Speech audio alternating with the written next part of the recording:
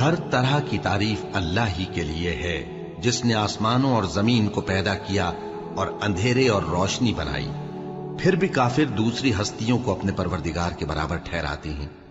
وہی تو ہے جس نے تم کو مٹی سے پیدا کیا، پھر مرنے کا ایک وقت مقرر کر دیا اور ایک مدت اس کے ہاں اور مقرر ہے، پھر بھی تمہیں کافروں اس بارے میں شک کرتے ہو۔